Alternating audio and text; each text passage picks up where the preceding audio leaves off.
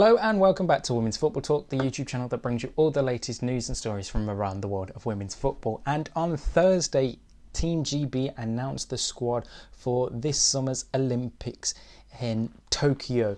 The team is majority of English players, and there's two Scottish players and one Welsh player included. So a quick rundown of the squad. The goalkeepers are Karen Bardsley and Ellie Roebuck. The defenders are Millie Bright, Rachel Daly, Lucy Bronn, Steph Horton, Demi Stokes, Leah Williamson.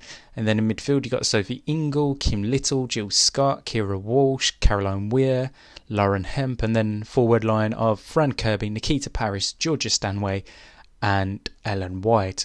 And Hegarisa has named 4 players that will be on standby, and they are Everton goalkeeper Sandy McGeever, Arsenal defender Lotte Wubben-Moy, Chelsea midfielder Niamh Charles, and Manchester United's Ella Toone. So that is the England squad there.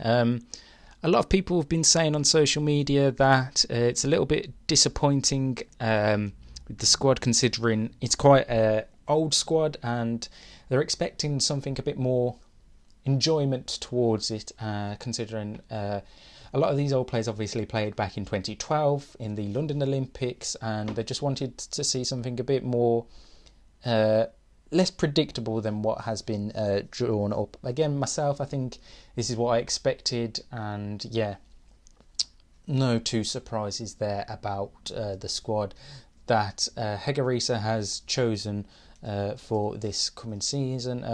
Do I expect England to win it? I personally no. I think there's going to be the likes of the Netherlands and Spain who will do well for this.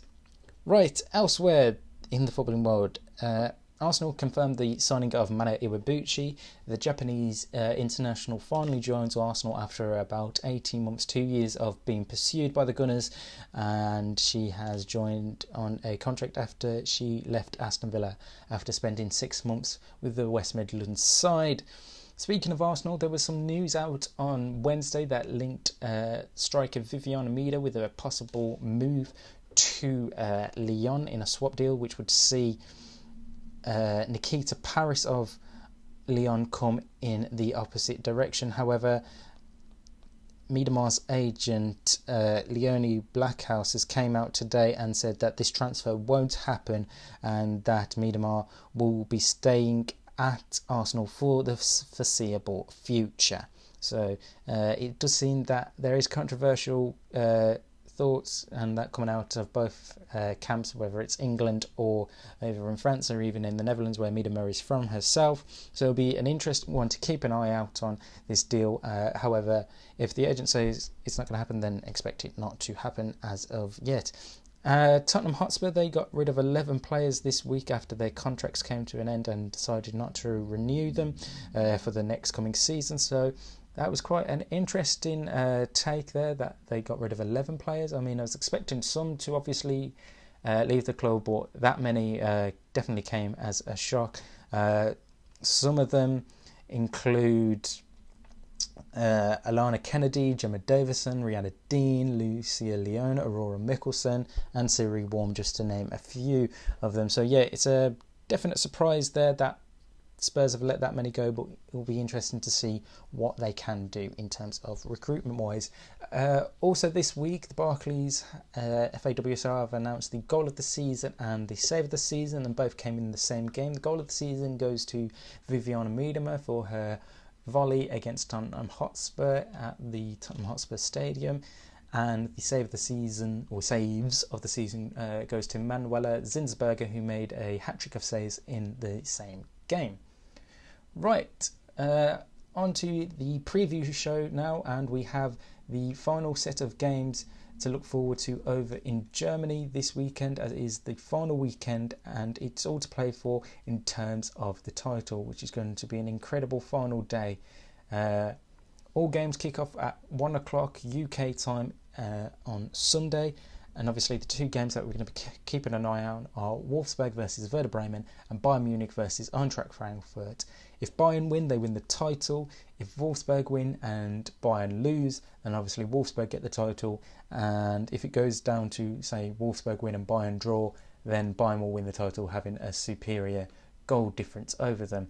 Elsewhere in the Bundesliga that weekend, Turbine Potsdam play SGS Essen, Sund play Bayer Leverkusen, Duisburg play Hoffenheim, and Freiburg play Meppen. So it's going to be very, very interesting to watch there.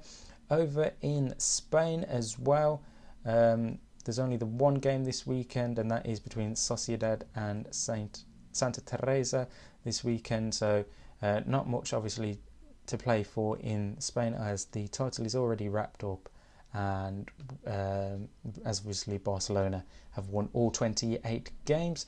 Over in Ligue 1, again, just the one game this weekend, as it's the penultimate game, but it's a top of the table clash between Lyon and Paris Saint-Germain, again kicking off at 8 o'clock UK time on Sunday. 1 point separating the two sides. It's going to be an incredible final, big battle between the two sides. Obviously, it was meant to be played earlier on this season, but got cancelled due to a number of positive cases in the camp of Lyon.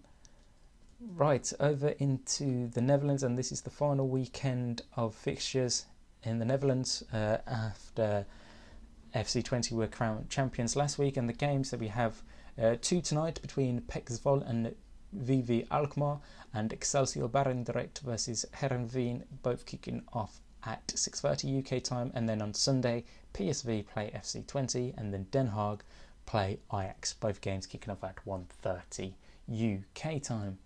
Over in Italy this weekend we have the final of the Italian Women's Cup between AC Milan and Roma. This game kicks off on Sunday at 7:30 UK time, and then we've also had a bit of action at the time recording. The second game hasn't taken place in the Copa del Rey, but Wednesday, Barcelona beat Madrid CFF 4-0 to put their place in the final, with Alexia Patella scoring a brace, Bruna Villamala Costa and Mariona Caldente scoring the goals. And the other game that's happening later on for me, in terms of recording, that's obviously happened yesterday for you lot, was Atletico Madrid versus Levante, and the final between Barcelona and the winner of that game takes place on Sunday at 7 o'clock. So make sure you like, comment and subscribe, turn on post notifications so you never miss a post, and we'll see you next time for a roundup of all the fixtures this weekend and any other talking points from across the women's game. Until then, we'll see you soon.